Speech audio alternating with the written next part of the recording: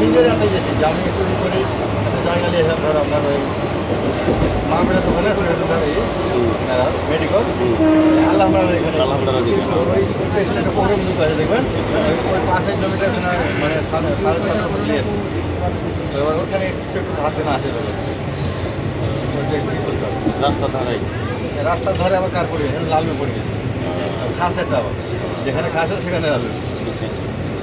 ওটাই তারপরে ওটা ব্যাপার আছে আর দোকান কত ছুটি বাড়াবো একটু পুঁজি পুঁজির ব্যাপার আছে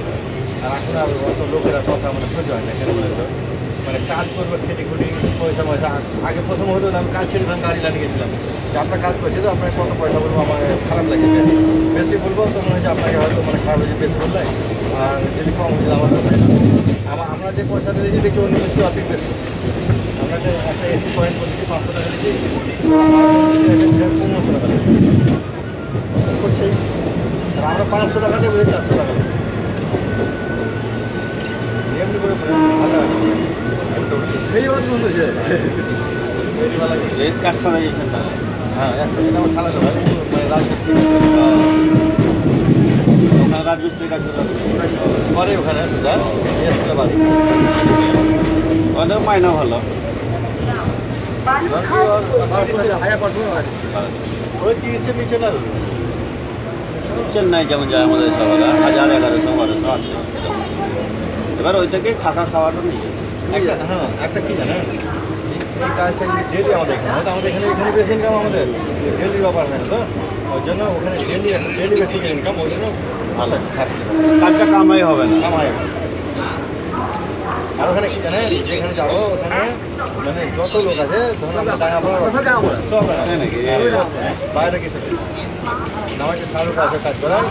তো ওরা আন্ডারে 25 লেবার খাটে ওরা একটা ভাইকে দেবে মেজো ভাই কেউ একটা খাটায় ওরা একটা বন্ধু খাটায় ওরা একটা ছোটো ভাই এরকম করেই মানে সব কাজ করা সব ঘরে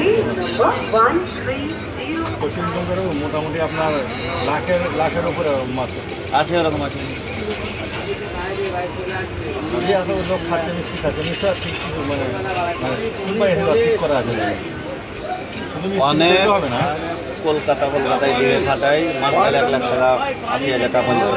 মাস গেলে 50-180 ইনকাম কলকাতাতে কত লোক মিত্রপুর আমরা যেখানে কাজ করছি মিত্রপুর একজন আছে মতিন বলি ভালো 40-50টা লোক সব সময় খাচ্ছে ভালো ইনকাম করছে এমন করছে আমাদের মুরার এমনি আছে ডেলি 10টা 11টা অবধি কাজ করতেছিল ডেলি দিনে আমার মাথায় ছিল না তো আমি আবার ফাঁকা টাইমে ফোন করি ওকে ফোনে যোগাযোগ করতে বুঝলেন হ্যাঁ ফোনে যোগাযোগ করবো আমি ফোন করবো আমার বড় হয়ে গেছে বুঝলে তো ওকে মানে বললে মানে হ্যাঁ মানে মুস্তফাকে বলতে পারবি তাহলে আপনি এদিকে আসছেন আমি ওটাই ফলো করেছি দাদা আপনার বোলপুর এই তো প্রান্তিক বোলপুর হ্যাঁ দাদা ঘুমাচ্ছিল বলে ওকে ট্রান্সফার নাকি সব করিয়েছে ফ্লাইটে যাবে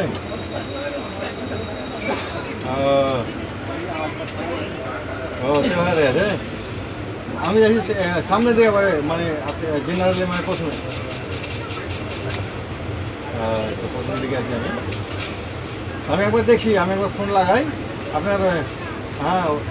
ওকে ফোন করি আপনার ইয়াতে যে আসছিল না ওই কিছু ওই সেলুনওয়ালা আপনার প্রদীপের বাড়ির কাজটা লেগে মানে বলেছিলাম ফোন করে এসে যোগাযোগ করে দিয়েছিল আর ওই প্রদীপের কাছে যে ছেলেটা কাজ করে বিক্রম বলি বিক্রমের কাছে নাম্বার আছে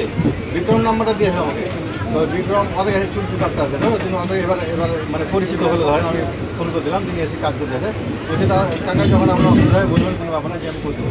চুল কাটতে আসে তো ওই বিক্রম ফোন করলেই মানে আমাদের একটু চিনতে সুবিধা হয় ধরে আর আমি ওকে মানে মুস্তফার নামে ওকে পরিচিত করে বললাম আমাকে তো অত ডাইরেক্ট অত কথা বলা না ধরেন ফোনে পরিচয় এমনি দেখা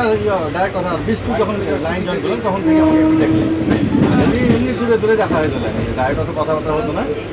তো ওই কথা বলাতে হয়েছে তো আপনার ওই মুস্তফা খাইতে বললে তো পরিচয় তাড়াতাড়ি যাবে আর আমি বললেও করেন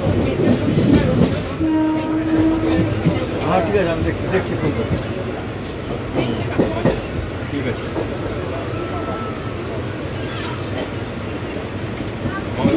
ভাই বাজার বসে যাবে ওখানে মুম্বাই ওইখানে বলে যাই না তো ও ফুল ফ্লাইট ধরবে 10টা 10টা 50